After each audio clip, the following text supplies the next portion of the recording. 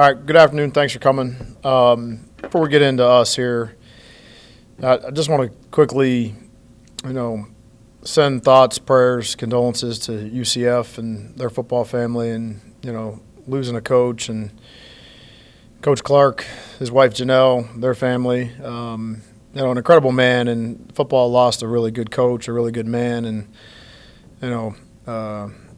so I just want to make sure that we keep them in our thoughts and prayers, and we're thinking about everybody at UCF, and like I said, specifically that family. So that being said, on to us. Obviously watching the tape, still feel like I felt after the game Saturday, disappointed in the outcome of the game. I think there's many things throughout the course of a 60-minute football game that that you need to correct from week to week. Obviously the outcome in the individual game, sometimes it hides some of those glaring errors, and when you lose, it puts them right on the front step. So each way you have to go back and you have to review the tape. You have to tell yourself the truth, and you got to fix them. And that's our task as we head into another conference game.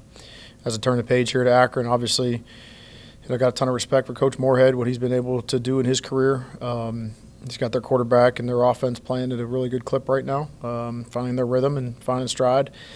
And I think there's some defensive players there that are really good players in our conference that can really disrupt things on our side of the football that way too. So we got to get a good plan together. We got to go have a great week of practice. We got to take the next step in our building here, and then prepare for a hungry team coming in here Saturday afternoon in front of our homecoming crowd. So that being said, I'll take your questions.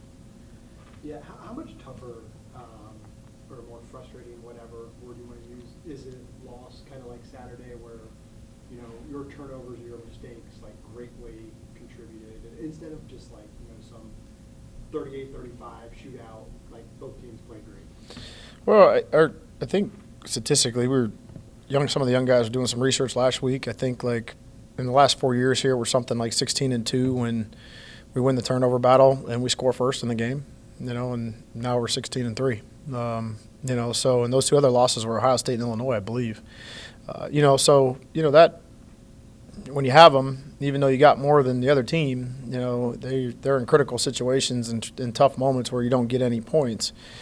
What we've gained is momentum off of turnovers here the last couple of weeks, and we just didn't do that Saturday. So, but I think there's a lot of plays through the course of the football game that you look back on, and we got to catch a couple footballs there that we didn't catch. We got to stay on sides in the goal line area. We got to communicate better on the 2-point play. We got to kick the ball inbounds, not out of bounds when we're in a field position struggle. You know what I mean? So we got to play complementary football. We can't self-inflict in certain situations. And when those type of games happen, you get into close football games on the road. They're sometimes more magnified. I know you're generally always in a 1 week, 1 game at a time type thing. I don't know, is it like magnified anymore when after a loss or being like 0-1 in the back where it's like, okay, like you just got to win your first one and then the next one, then that's what you Win or lose Saturday, there's not 27 hours in the day today. There's still 24. I mean, you're not going to work 24 hours. You have to go to bed at some point in time. You work like crazy to try to find out where the mistakes are, and you work like crazy to go get them fixed. And you give, players that I have a ton of trust in the opportunity to do so, and we got to figure out, what it is moving forward, where we want to be that way. You got a bye week after this week, and some of these injured guys hopefully will catch their breath and get back and get ready to go. But, we got to put together a plan here to go win the game Saturday. You guys have shown to respond after losses before well. I mean, is that kind of the mindset, last week is last week, this week is this week type thing? Well, we don't have a choice. I mean, there's not really, the alternative isn't an option. So, you want to get back out there. You want to get back out with the team. And we had a good session this morning on the field. And, just learning, trying to figure out early in the week what Akron does well in all 3 phases of the game, maybe what they don't do well in all 3 phases of the game, and then where strategically we feel like we have an advantage and we can take advantage of some matchups. And the cool thing about college football is they're doing the same thing, But I think all across college football, I mean, it's a week-to-week operation. You can't think much down the road. I mean, everybody else wants to think about what November looks like and what December looks like. I've said this for this is 10 years now, every Monday. This is a week-to-week thing, and you are only as good as what you can do today, and that's the only thing that's going to matter, for this week. That being said, I mean, obviously, the offense had been clicking the last couple of weeks. A little bit of a struggle on Saturday, but like you mentioned, obviously, each matchup, each opponent's different. Is there anything that you saw after seeing the tape that, not surprised you, but just kind of the miscues on offense?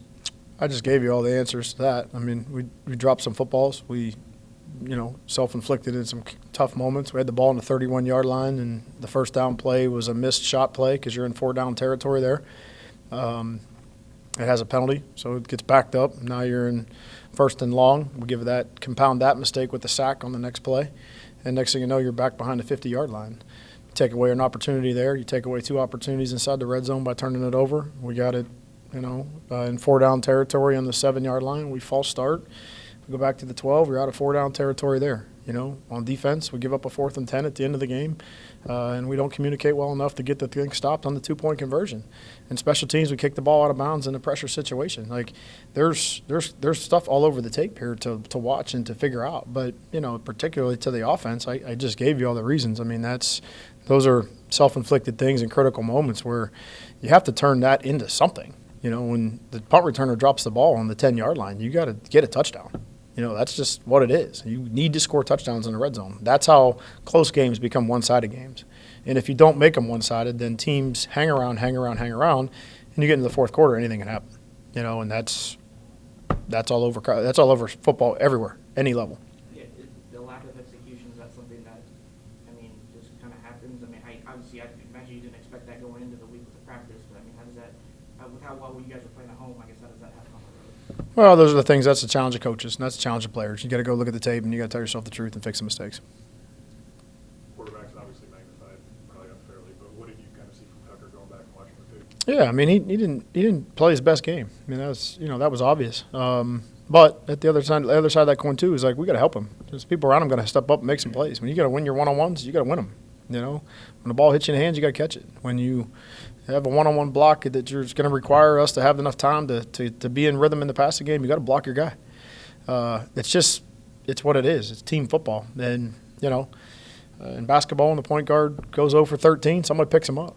Sometimes the quarterback's not going to have the best day. But, he's going to own those mistakes. He's going to be really hard and critical of himself. And, we have no problem telling him the truth, and he has no problem telling himself the truth. He'd be the first guy to sit up here and tell you all this stuff. So, but I think around him, when those opportunities present themselves, we got to just do a little bit better job. Is there a competition there? That you kind of all No. The week of the Western Kentucky game, players, talked about how the previous year they added a little fuel or whatever. Last year's game against Akron, is that something that this week is not forgotten?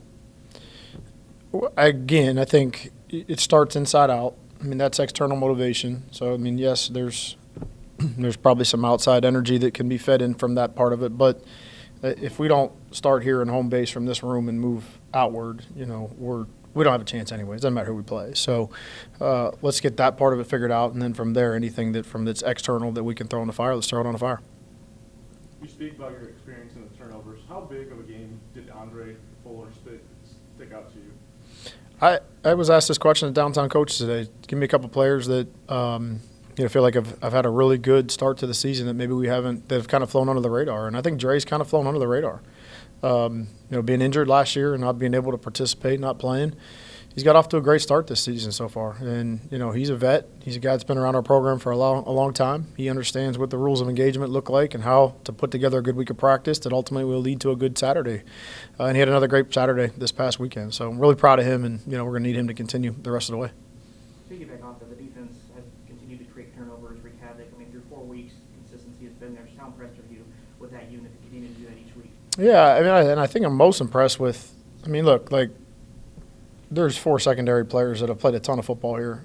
Those guys should go out and execute at a high level. They're all very close, really 5. They're all really close. They're good friends on and off the field.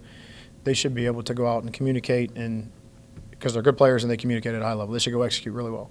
I'm really proud of the front 7 in the sense that those guys have – many of them, this is their first rodeo. So to be able to play consistently through the first, part part of the season here, the first third of the season, if you will.